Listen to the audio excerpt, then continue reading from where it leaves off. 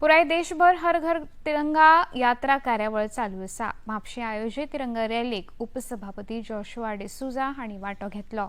राष्ट्रीय एकात्मतेचो घोषणा दीत ह्या तिरंगा रॅलीक नागरिकांनी व्हडा संख्येन वांटो घेतलो।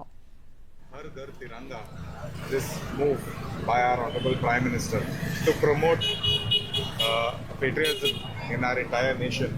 पळोवपाक म्हटल्यार everybody should be proud to have the flag on their home. म्हाका दिसता it is a very deep rooted message that lets everybody feel get a chance to be proud of their own country. 13 तारखेर घालप, 15 तारखेर काडप ही opportunity दिलेली आसा आमकां सगळ्यांक, so that we can just like other countries how they have their national flag on the national day. India did not have that rule before. Amka only official places, only official offices, government offices, schools and authorized places were only allowed to hoist the flag. ही संधी प्रत्येक ह्या देशाचे नागरिक दिलेली आसा, so that we can feel the true pride of being India.